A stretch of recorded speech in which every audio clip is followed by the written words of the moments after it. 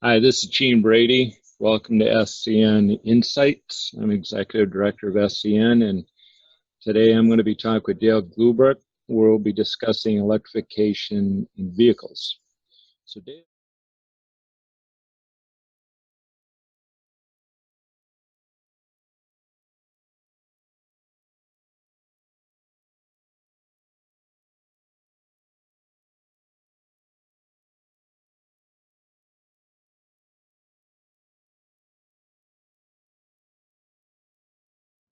We were talking earlier on all the different changes in the industry, which you've seen in electrification.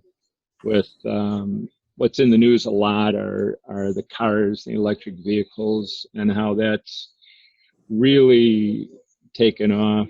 VW announced last week that they're going to be introducing 10 new electric vehicles just into China alone. I think it was like 300,000 vehicles just next year. And That's just crazy. Yeah. It's exploded all of a sudden. Yeah, in just a few months. And their goal is, 1 million vehicles by 2025, and that's in China.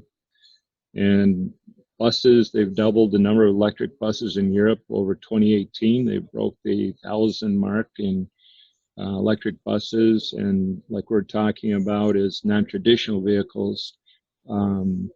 Trucks are in process, almost mainstream. Hyundai's introducing a family of heavy-duty trucks and trailers.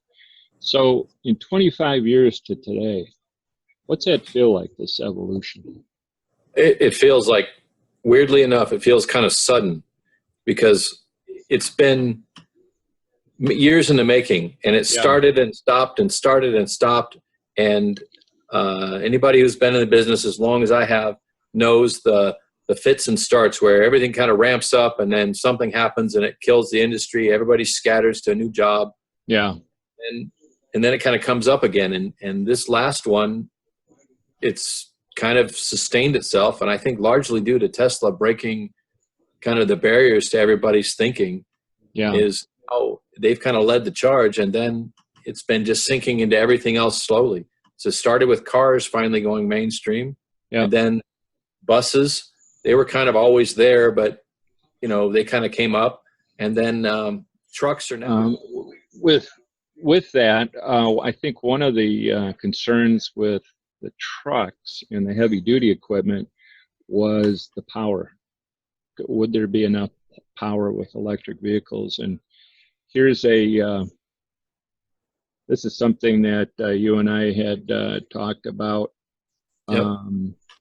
with Volvo finally coming on board and wanting to do this compact loader.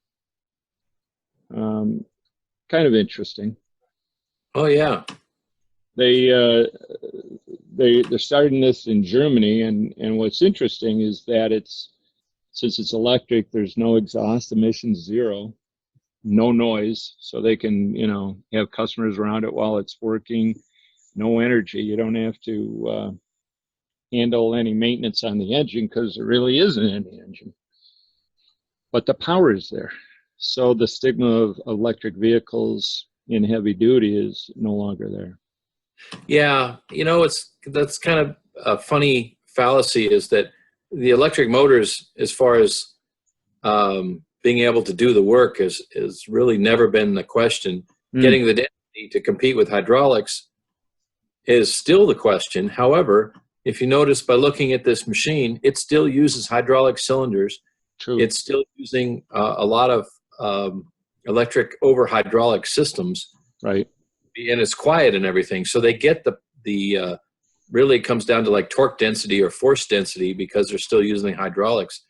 And this one has one for the electric motor and one for the hydraulics because of that. Yeah. And it's a great solution. Many times I've talked with other electric vehicle gurus, and it's not very elegant to use hydraulics and electric motors because the hydraulics are so inefficient. Well, done right, you got this. And I looked at this for a consult 6 months ago, and the barrier was nothing more than the cost of the batteries. Wow. And which is going down, right? yeah, which are, you know, at the time when I was looking at this, you know, to be safe and everything, you want your iron phosphate lithium batteries, you know, and they're fairly benign batteries, and that's what you want to put in front of a customer. Sure. So the cost is still somewhat high on those. Right. That didn't quite make sense. And how long ago was that? That was like 6 months ago, you know, for a certain customer. And the reason why a lot of this mobile hydraulic stuff is kind of complicated to get into is one of these other subjects we wanted to talk about, which is the kind of the culture to get into on this type of thing. So Volvo is a great company to kind of do the whole thing from end to end. So as in, you can make a complex product and then make it accessible to the customer in all phases. Not only is it easy to plug in, and this guy just plugs it in, and at the end of the day, he's not checking oil levels. He's not doing anything, plugging the thing in and walking away. And they're saying that overnight, you got to charge for a whole day of work?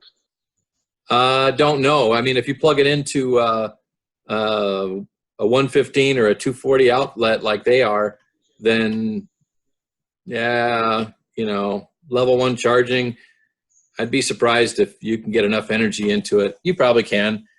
They were saying, and it might be just their claim, but Volvo was saying that an 8-hour shift, if you had an overnight one single charge, would be able to handle it. It's exciting times.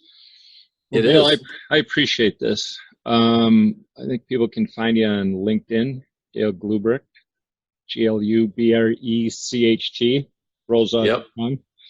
It's great always catching up with you, Dale, and I'm sure we'll talk again. All right. Thanks, Gene. You're great. All right. You too, Dale. Take care. Yep. You too. Bye. Bye.